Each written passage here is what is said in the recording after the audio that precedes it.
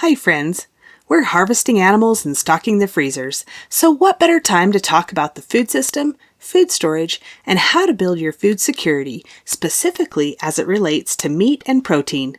We'll be talking about simple ways to get started building your food storage, things to consider when it comes to buying and storing meat, and how to build a relationship with a local rancher so you'll still have access to food if we see another large-scale failure in our food system. Hey friends, welcome to the Get Goat-Wise podcast. Are you longing to raise goats and other animals for food but don't know where to start? Do you want to be more self-sufficient and less dependent on the grocery store? Do you wish you had a mentor to walk you through raising livestock? Hi, I'm Millie, animal scientist, cattle girl turned goat rancher, co-owner of Dry Creek Livestock, and simple living enthusiast. For 15 years, I've been on a mission to raise all of our own meat, eggs, and dairy. Here, we'll talk about raising goats and other homestead livestock, how to create sustainable animal management systems that actually work, and a bit of off-grid life with kids and livestock. If you're ready to take control of your food supply, raise livestock with confidence, and provide your family with the most nourishing meat, eggs, and dairy available, you're in the right place. Kick off your muck boots, pour a cup of coffee, and let's talk livestock. Hey there! Do you want to hang out with like-minded folks who are also interested in raising their own livestock and seeking self-sufficiency? Inside the free Raising Goats and Homestead Livestock community, you'll get tips on raising goats and other livestock and ideas to increase your self-sufficiency. Join now at bit.ly/getgoatwisecommunity. You can also become an insider and get weekly emails from me with the latest podcast episode, tips on raising goats and other livestock, real-life information about self-sufficiency and living off-grid, and early bird access to special offers. Sign up at bit.ly/getgoatwiseinsider. Before we get started on today's topic, I want to read a review titled, Great Information. I may never raise my own livestock, but I am interested in learning more about clean eating. As an active 70-year young entrepreneur, my desire is to be the healthiest version of myself as possible. Excited to learn more in order to make better choices. Awesome content. Thanks, Sherry. If you'd like to leave a review on Apple Podcasts, scroll down to Ratings and Reviews, click on the purple words, Write a Review, then give me stars and tell me what you think. I'd love to hear from you, and you might just hear me share your review on the podcast. Here's what's happening on the ranch. Moving electric netting for the does is a daily chore around here until we start getting hard frosts that make it impossible to move fence without damaging it. It's pretty easily the most disliked job around here, so it almost makes us look forward to colder weather, but even more so motivates us to build more perimeter fence so we're less dependent on the netting on a daily basis. Weaning went well. There were only a couple of kids that were looking for moms, so it was pretty quiet. The does seemed to take it all in stride, and as I suspected, most had already weaned their kids, so they were ready to have a little space. Yesterday we sorted off the prospect bucks and banded the rest of the buck kids, and they are in a pen near the mature bucks, so all the stink is contained in one area. We'll sell most of those buck kids, keep a couple, and any that are left will get banded for market or sold to the market that prefers intact males for meat. It's hard to believe there is actually a market for that, but there is.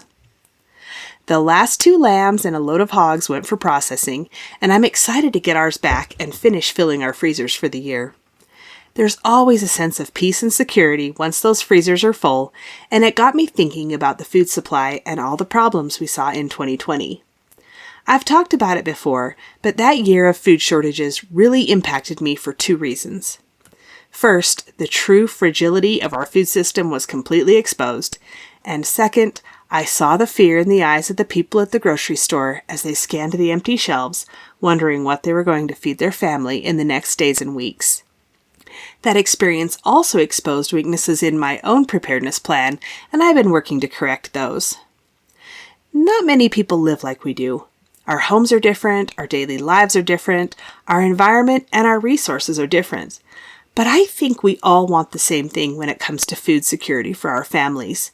Safe, reliable food that stores well and tastes good, and enough of it to get us through a food supply disruption. Because I raise food, I spend a lot of time thinking about the food supply. But when it comes to my family and your family, I think we're better served to think about our food supply rather than the overarching food system. We can't do much about what the larger food industry is doing, but there's actually a lot we can do about our own food supply. It's important to remember that every little thing you do to bolster your food supply counts. You don't have to go from weekly grocery shopping to once-a-year shopping all at once. The simplest way to grow your food storage is to buy an extra shelf-stable item that's already on your shopping list each time you go to the grocery store. Over time, you'll build a pantry that you can cook from for quite a while. I know there are some popular food storage lists out there, but if you're just getting started with this, don't buy things that you don't already eat. It'll just end up expiring and will be wasted food and wasted money.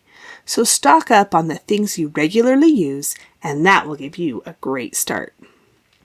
If you want to explore those food storage lists, go ahead and get a thing or two that are listed on there and then cook with them. Make a few recipes and see if it's something your family likes. If not, don't spend the money on getting a bunch for long-term storage. We talk a lot about getting through an event using our food storage, but we don't talk much about the value of familiar foods and even comfort foods during a challenging time like job loss, economic disruption, or lack of food availability. If you plan to store foods that your family loves and is familiar with, everyone will be happier eating what they are accustomed to during an otherwise difficult time, and you'll be able to rotate them out and keep things from expiring. Most food storage plans focus on non-perishables and things that can be stored long-term.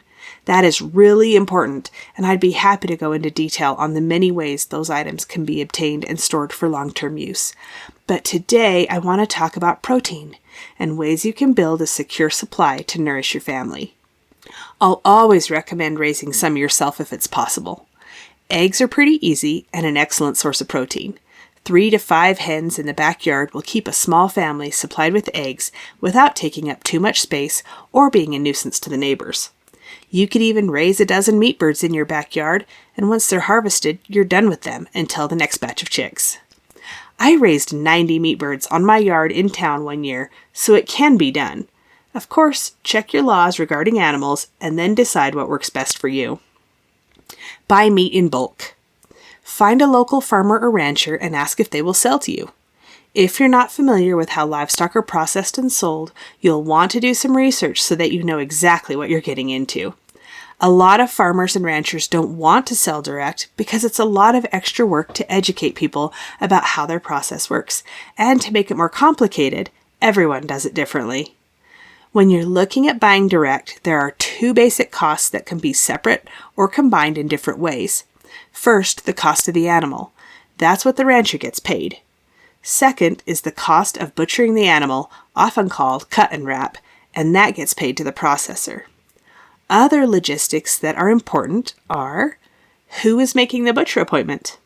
Where? When? Who is delivering the animal to the butcher? Who is doing the cut order? How much meat will I be getting? When will I be picking up my meat? That's all a lot to figure out, especially if you've never done it before. But make friends with a farmer or rancher, treat them really well, and in the event of a food crisis, they'll take care of you the best they can. Have a backup plan for your freezer. Get a generator so that you can keep things frozen during a power outage. There are some really great solar generators out there that can keep a deep freeze going for long periods of time. Learn to can or freeze-dry meat and start experimenting with making your meat shelf-stable, and then cook with the shelf-stable meat so that you learn what you like and don't like. It takes time to learn these things, but it's worth it. If the logistics of buying an animal direct from a local rancher is just too much, and I understand if it is, there are ranchers who are now selling, and even shipping, packaged meat directly to their customer. The price is premium, but you'll be getting a premium product without having to learn rancher talk, negotiate the details of getting your animal processed, and most of these purchase options are pretty simple.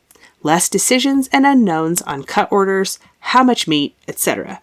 You'll still be building a relationship with a rancher and supporting a small farmer or rancher. You may be able to find a rancher that's doing this locally, and that's even better.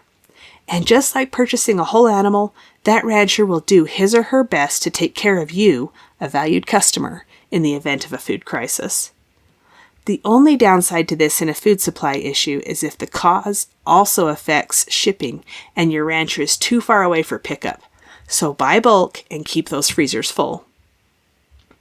I hope this helps you focus more on your food supply and less on the fragile food system. There are so many things you can do to secure food for you and your family, and every little thing you can do adds up to more food security and peace, knowing that in a crisis, you can feed your family.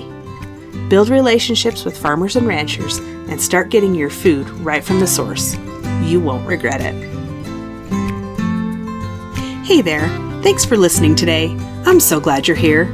If this episode helped you or encouraged you in some way, share the link with your homesteading friends. And if you really want to help me out, click on over to Apple Podcasts and leave a rating and a review. You can connect with me on Instagram or email linked in the show notes, and meet me back here soon for more Get Goat Wise.